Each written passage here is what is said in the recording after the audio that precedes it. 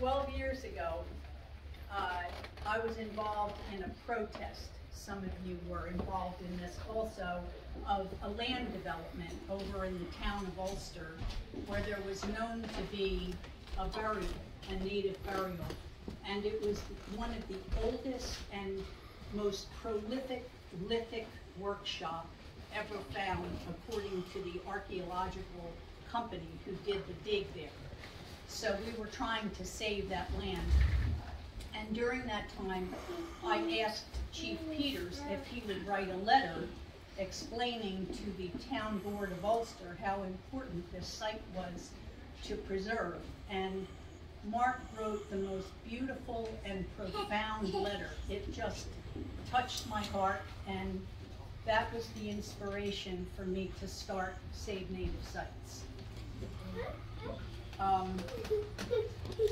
Some of you may know that the Munsee people inhabited a large area around here, all the way from Catskill Creek up north down to about the Raritan River in the south, east to and even across the Hudson River, and west to along the Delaware River. We are now, Save Native Sites, we are now producing markers. If anyone is interested in donating, we're producing markers commemorating and acknowledging the homeland of the Munsee people all through this area. So we learned from Mark Peters 2 years ago when he presented here that the Esopus Munsee who lived here were either killed or driven from here during the Esopus Wars, before and after that. And most of them went west and then north into Canada, where there are 2 reserves today. One is Moraviantown and one is the Delaware Lunaape Nation. But not all of the natives left. Some stayed on their homeland. They often survived in isolated, small communities where they preserved their culture as much as possible. We have one of those communities, not so much intact, but here in Hurley, up an eagle's nest that some of you might know about. And it's, the ancestry is really incredible because it's a great mix of Dutch, Esopus Munsee, and other native people, and African American. But to me, in our region, the most intact of these people are the Ramapough Lunaape, who live along the Ramapough River and the surrounding areas of Hilburn, Mawa, and Ringwood. Theirs is an impressive history. We heard Doc talk last year, if you were here, about his growing up here, surviving, and coming into a new century where everything is different, and the land that he lived on is completely gone, or mostly gone, and developed. The history of the Ramapough people is one of survival and adaptation within a dominant culture. So here to tell us more about this on a personal level is Chief Carla Alexander. Carla, and if I say this right, I hope so, Nemsilkwit Manetu Lunaape Alexander, Wandering Spirit Woman. Carla is the Deer Clan chief of the Ramapough Lunaape Nation of New York and New Jersey. She's an executive council member, clan mother, mentor, and teacher. She's an elder and Native American ministry coordinator at Brook Native American Presbyterian Church in Hilburn, New York. This historical Native American church was founded by her great-great-grandfather. She is very active in having that church recognized as one of the 6 Native American Presbyterian churches in the Northeast Synod. Carla's paternal grandfather was instrumental in persuading the Honorable Thurgood Marshall to come to Hilburn and desegregate their schools 11 years before Brown versus Board of Education. This was the first case law of its kind, and Brook Church was instrumental in all aspects of the transition from segregation to desegregation in the village of Hilburn, New York. Carla still lives there and carries on the fight to keep this history alive. In the 1980s and 90s, she was an associate member of AIM, working closely with Leonard Peltier and John Trudell. She worked at the American Indian Community House, where they led the fight against AIDS, HIV in the Native communities of New York City and the surrounding areas. Carla has a Bachelor of Science in Criminal Justice with credits in Native American law. She has been involved with tribal politics since she was a teenager and also involved with many other Native communities. Her vision is to address food sovereignty, sacred sites, and cultural and traditional preservation that indigenous groups are facing in this colonized world. Carla is presently coordinator for the first annual Indigenous Peoples of the Americas Parade. Their mission is to educate and reconnect indigenous identity worldwide. Carla has worked at the Associates on American Indian Affairs, helping to set up legal documents regarding Indian Child Welfare Act and Native prisoners' rights.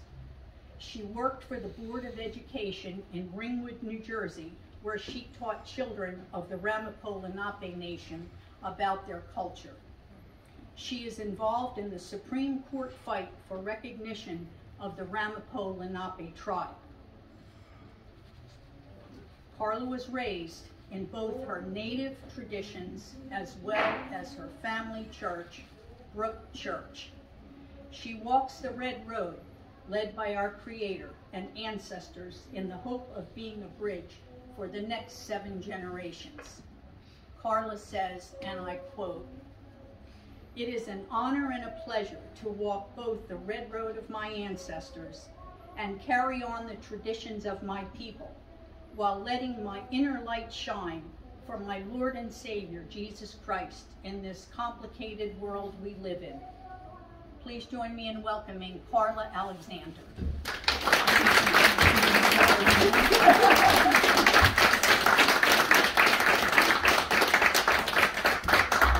Thank you for having me. First off, I don't really like speaking in front of people, but I do what I have to do, so bear with me, please. Nancy, Memswe Manitou Lenape. My name is Wandering Spirit Woman. I am Ramapough Lenape. I would like to read a quote. "I do not think the measure of a civilization is how tall its buildings of concrete are, but rather how well its people have learned to relate to their environment and fellow man." That's by Sun Bear Chippewa. My speech today is on, do you know who I am? I am the protector of Mother Earth and her children, the forests, the mountains, the prairies, the deserts, and the oceans. I am the heart of Pachamama, Mother Earth, Father Sky, and every living being. I am the keeper of Turtle Island, all her sacred sites, ceremonial ground, grave sites, and all of our children and grandchildren, as far as the next generations behind me. I am the darkness, the light, the moon, the sun, the stars, the universe, the morning dew. I am the rain, the snow, the thunder, lightning, the hurricanes, the volcanoes, tornadoes, and the waterfalls. I am the rivers, the trees, the rocks, the air, the flowers, and all the natural resources. I am my brother, my sister, the two-legged, the four-legged, the winged, the finned, those that slither on their stomachs. Now do you know who I am? I am my brother's keeper, and the keeper of Mother Earth, Father Sky, and all that inhabit the universe. I want to thank Creator for all the creations. I dedicate my life to looking over all your creations. During this time of renewal and the start of light, we give thanks to the Creator for all that He has given us. The Ramapough are grateful for life, We recognize our blessings and our sacred connection to the grandmother, the earth. We give and thanks, Anishik, to all our relatives, the four-legged, the winged, and the green, and the water. We are grateful for many gifts that we have received, from the water that the food that nourishes us, to the medicines that heal us, to the shelters we are given. We give thanks to our grandmother and our spiritual well-being, that we may find ourselves on the path of the Creator in a good way. To all the Ramapough and our relations, I ask our grandfather to, in a good way, to feel a good way for each and every one of you.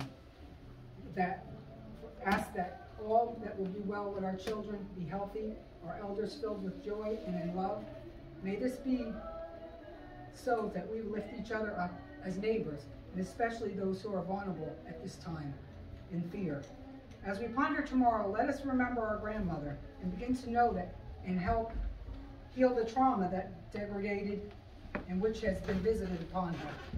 For surely each wound, each careless and negative act visited upon grandmother is a scar, a wound visited upon our own health, our future, and our children. Dearest relatives, I know it is the time of blessing. Let us use this moment at this time of restraint as a time to heal our families, our old wounds, our forgotten differences. Let us now take this gift of our grandmother as a time of reflection, a time of healing for ourselves and our nations, a time to celebrate the gifts of the Spirit which we have been given.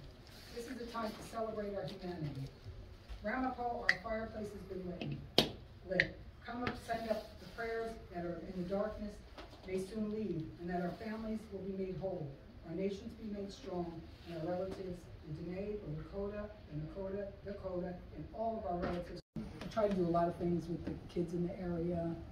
Right now, I'm working on the powwow committee for the Ramapough to try to set up a few powwows next year and some other fundraisers and maybe an art show and some music venue stuff. So we've been doing a lot of work trying to just be out there. And then, of course, we have the Native American, the Indigenous Peoples Parade coming up in New York City next Saturday, which brings awareness to all Indigenous peoples from North America, South America, Central America, and the Caribbean. So just try to be seen. It was wonderful that you had a powwow in Hurley last week, and I hope you're able to do that more again. That would be nice. I'd like to get involved in some of that was really great. Evan would be a good one to talk to about that, and Paul. I don't see Paul here yet. Paul, they're planning.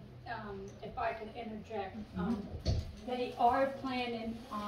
Pete, the supervisor, he was very pleased and very happy to what transpired over the weekend at the powwow. And as I feel that it will go on next year. He said that he felt very positive about it and he enjoyed it immensely, and that he had a few ideas for next year. So it will go, as far as I know as of right now, it will go on next year. Most likely probably about the same time as it was this year. So yes, it will go on next year. So, all right? Thank you. You're welcome. There was a lot of reconciliation. There is a lot of reconciliation going on between communities of the invaders, let's say, the colonizers and the native groups. It was a beautiful ceremony that was done at the powwow, and these are the kinds of things that not only bring healing, but healing to the point of mutually working together for the betterment of our mother, the earth, and all people, really. So it was very powerful, and like Carla said, anything that anyone can do to help the earth, the animals, the people, the air, anything is helpful to all of us. And it, in a way, it is acknowledging the native heritage, the native people who were here, because that really was and is still what they care about, because there's an understanding of being part of something that we don't always intellectually identify or read in a book. It's something that is within us, and it's a realization rather than a learning from a book. So I encourage that. Well, that's like in Hilburn, we have a very rich historical culture, but at this moment, our mountains are getting ready to disappear because we have these other communities moving in, and they just want to tear it apart and just rip the mountains apart and take down the trees and just build concrete everywhere. Yeah. So it's a really big fight because there's not that many of us left, especially after the pandemic in our community. So it's a big fight. There is an Indigenous Day on Monday, okay, at the Rail Trail Cafe. It's on River Road Extension, just beyond Tilson. Just so people want to come out, the site's scheduled from 1 o'clock to 7 o'clock, and all kinds of things are going to be happening. Yeah, I visited Hilburn and the church that Carla is involved in, the Brook Presbyterian Church, and it's a beautiful, beautiful church. It needs repairs, but it's got this amazing spirit, and it's incredible. And the village of Hilburn is this beautiful, small, very well preserved community of Ramapough people. It was just very moving to me to go there and spend time there. Everyone's welcome to come. Thank you. I have a couple of questions. One, where is the territory of the Deer Clan, first of all? And second of all, when were you involved in the American Indian Community House? Like, and the other, I'd just love to hear about what you see your role as the clan mother of the Deer Clan, and what is the, does the Deer Clan have a particular job, and how do you describe your job as, I don't know if job isn't the right word, your duties in service as clan mother? Well, Deer Clan is the Hilburn territory, which is very small. We are actually the only clan, well, besides Martin Band, that is not state recognized, because New York does not recognize us. They did, but they do not now. And New Jersey is recognized, so we kind of get left in the wayside when it comes to any grants or any funding or anything. And as Deer Clan chief, my only thing is communication between my clan and the council itself. And I take it upon myself to always try to teach whatever I know, what I can learn, and pass it on, especially to the children. I've always been the one sitting at the elders' table trying to listen and see what's going on, so that's been a blessing. And I've always been involved with the tribe ever since I can remember, since I was little. And I've been secretary of the Deer Clan.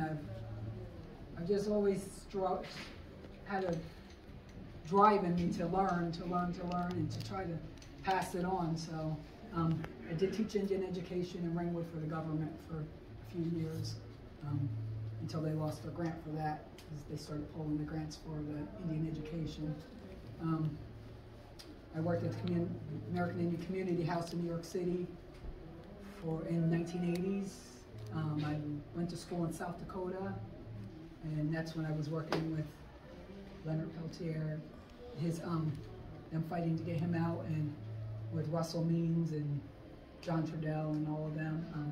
I worked at the tribal court on Flanders Sante Sioux Reservation out there. I lived on the Pima Reservation in Arizona, just trying to learn different parts of our culture. And it's been a great experience. I'm presently on hiatus from University of Oklahoma, trying to get my master's in Indigenous people and Native American law. So that's my next goal. Just need a little funding to do it, but that's my next goal. Okay. What happened that New York de-recognized? How did that happen? Well, I guess they say we're there, but they won't officially recognize us. And we went to many hearings and different things. Rockland County is pushing to have us recognized through the state. But once it gets to the Albany level, it kind of gets stalemated there and kind of sits there, and then you gotta start all over again and start working towards it again, so. I mean, they say we're here, but we just don't officially recognize us. Well, there's a big difference between politics and indigenous workings, I guess, Yeah. you know, big difference. Say more about that? Yeah, well, in politics, you have to go through these channels, and you have people in charge, and you have laws. The thing about laws is that it's written down, if you don't do this, this, this, and this, or you have to do it this way. And then that doesn't always translate into doing what's right. But doing what's right is more of a native approach, and it's beyond politics, right? Have you been able to have a real dialogue with the current administration? Have you ever had a dialogue? I think the past administrations have been more involved. Since the new administration came in, I believe Chief Perry's been in touch with them, trying to work through them again, but it's a little tougher to get through now than it was before because of the politics. How about here locally, politicians locally? Here locally, yeah, we have several that have stepped forward in the last, at the rail trail last week, and I don't think Jeannie Edwards is here, but she's becoming way more involved, and we're working on that, because the big thing is that these people are still here. We are still here. I have Esopus ancestry. Other people of you have ancestry that is from the people who stayed behind here, that either weren't killed or driven west. And so it's worth recognizing, because the land is here, and like Carla said, the land is in our hearts. When we are from a place, we want that land to survive. I don't want the trees cut down. I don't want to plant cowrie pears along Broadway. I'd rather see the maple trees that are indigenous to here, that are here. And it's just little things. It's not a little thing, it's a big thing. But it's protecting and preserving and honoring what is given to us freely by our Creator and the earth, and that is worth protecting, I think. Absolutely. I would say that Nina Postupek has been very supportive overall to the safe sacred sites, and even this site and these this whole series, and also County Sheriff Juan Figueroa has been very supportive and is proud of his Taino ancestors. That's right. And the supervisor in the town of Hurley now has joined in with saving the natives and the native land. And I do believe that one supervisor in the town of Ulster too, he has joined with the Hurley town supervisor, from what has transpired at the powwow this past weekend in Hurley. So Of that, I feel could be very timely if the local politicians that are elected or help raise this up. Possibly others. That's right. I think you're right. You're right. And that's the idea for the markers that we're working on, because to acknowledge I think it's the timely homeland. to have people out there that are known in the community at this point. Very much true.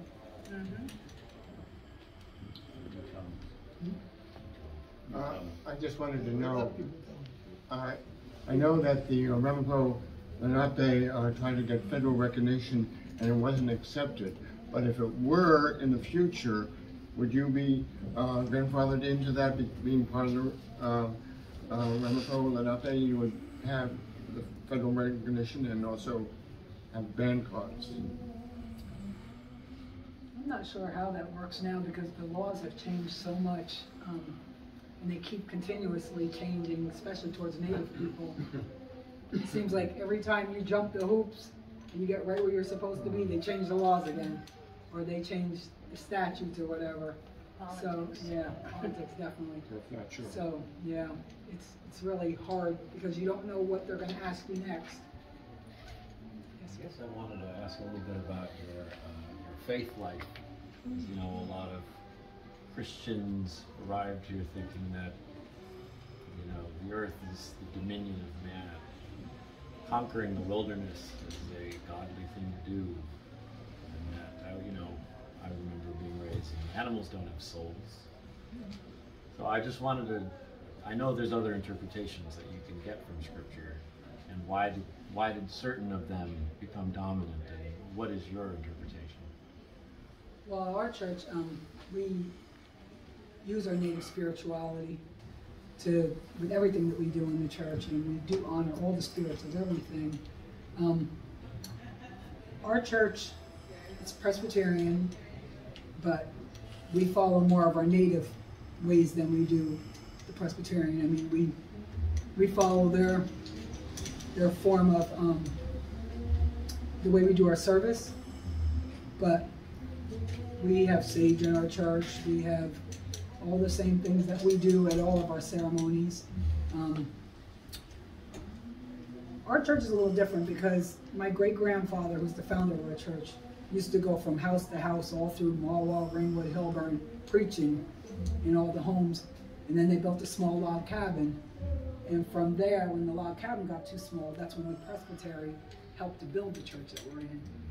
So even though we're Presbyterian, we don't follow everything that's Presbyterian because we do use our spirituality. Our native culture is just as important to us as our Christianity. And I look at myself as more spiritual than I do necessarily Christian. But we just kind of follow our traditions, and everything kind of falls together. Because that's how we were raised. It was no separation. It was just how we were. We do ceremony at church. We do all those things. So I remember the elder Albert Ward gave my name. I remember in a sweat lodge, he said, you know, spirituality and religion is like two canoes. Got one foot in one and one foot in the other. Try to stand up, they're gonna fall down. So you have to pick one. it doesn't have to be that way. And I know there's other interpretations, so it's like it's also important to, I think, remember that there's no one, there's no one native opinion. Absolutely. There's as many opinions on things as there are native people. And that's like on our church property. We have a small hill, and our goal is, in the near future, hopefully, to put a longhouse, a sweat lodge, and a prayer garden up on that hill. A prayer garden for anyone to use, and of course have our own personal sweat lodge there for ceremony, and a longhouse to represent our people. Does your church celebrate the Christian Eucharist? Yes and no. We do, but like I said before, we kind of tie our traditions, our native traditions, into everything that we do. Like we have our day of mourning after Thanksgiving to tell the true story of Thanksgiving and what the native people dealt with. We do usually have some kind of a Native American Heritage Day in November. Easter, as a matter of fact, Easter time on Monday, Thursday, we have a Native American Last Supper feast. So we set up a table, just like in the upper room. We talk about all the disciples, and then after we talk about the disciples, we talk about our chiefs, and then we have a Native American feast afterwards. So we kind of tie everything together. We honor both sides. So those are great questions. Really good questions. It's important. Anyone else? Well, thank you, Carla. Thank you. It's been thank you all.